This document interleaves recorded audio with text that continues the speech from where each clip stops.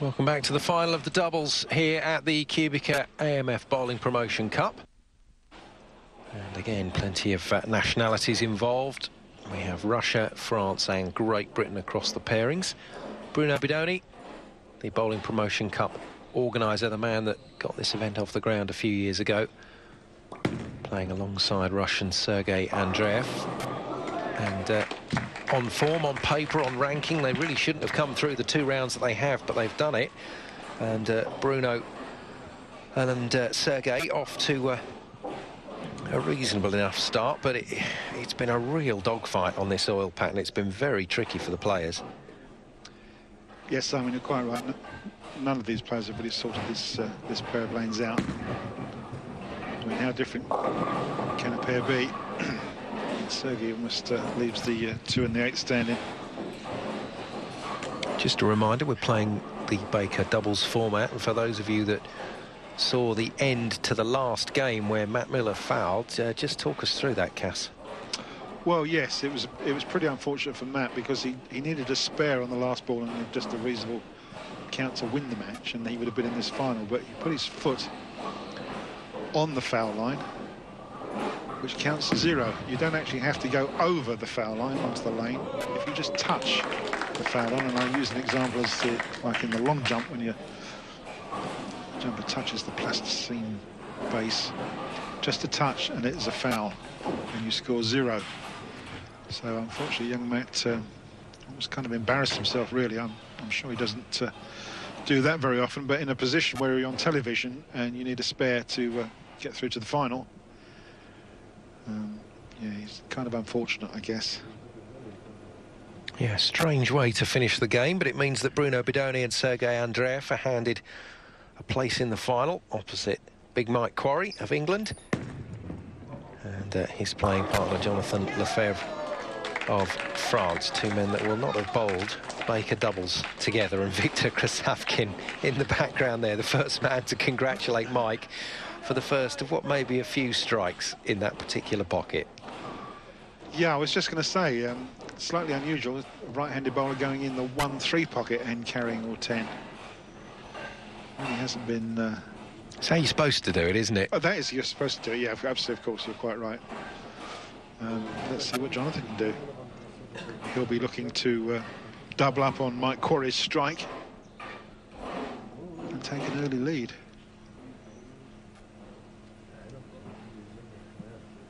Takes a look at the pins, drops his head down to where he wants to bowl the ball, and hopefully bowls it there. And takes 5 pins, unfortunately. He's taken the 3 pins straight out between the 1 and the 6, which is slightly unusual. It is a makeable spare, but you need a little bit of good fortune for this one. He's left the 1, 2, 4, 6 and the 10. And the odds are actually against him, so this could well be an open frame.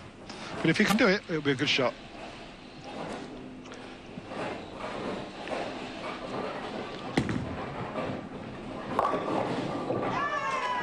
Oh, how about that? Well, it's high fives all round. I'm not quite sure what pin took the 10 pin away, and it was a kind of a delayed reaction, and I don't think Bruno can believe what's just happened, and, well, nor can I.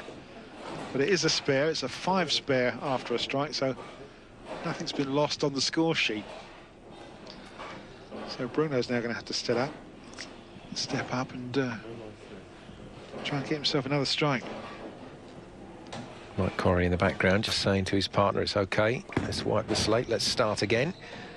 Bruno, that is high, wide and handsome, and he's lucky to stay on the lane.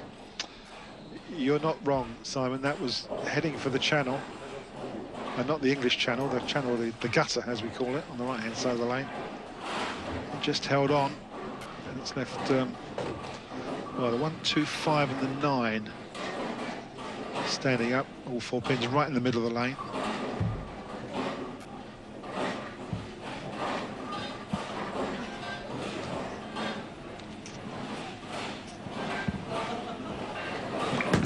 For a spare to try and stay clean. The 1 open frame so far in frame number 1, and well done, Bruno. Satisfying sight as they disappear.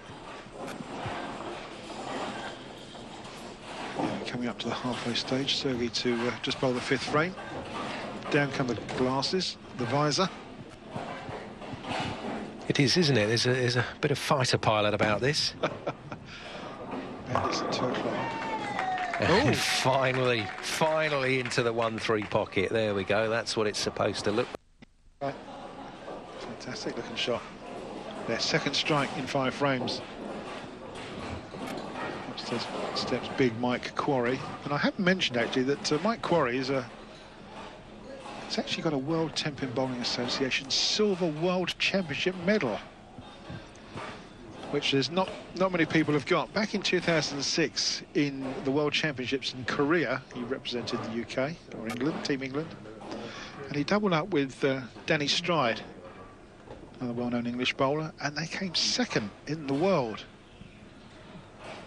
to the 2 Swedes that took the gold medal. So his CV reads rather well. Silver medalist, World Championships.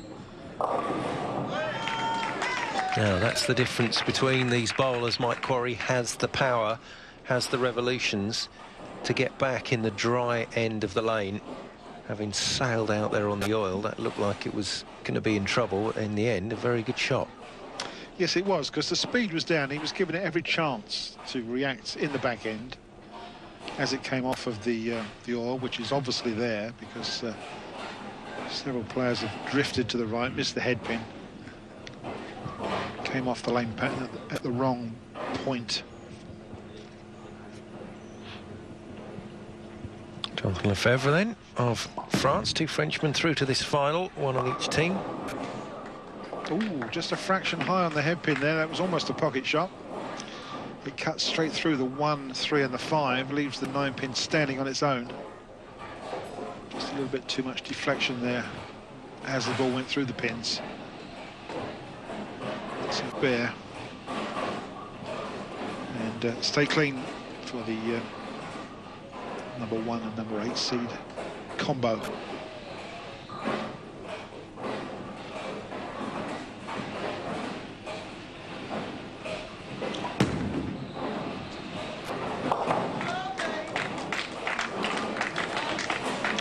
Round of applause there for Jonathan, taking out that single pin spare.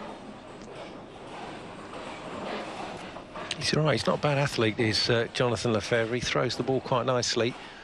Just needs that bit more consistency about his delivery. You know, once Mike Quarry finds the spot on the lane that he wants to bowl, you will not see him move from that spot, and he'll continuously hit the pocket, whereas there's been a bit more inconsistency from the other bowlers. They've been spraying it around a bit. Now, Bruno working very hard to find that line, but that was always going to be a little bit tight when it got to the dry end of the lane. It was going to come back again.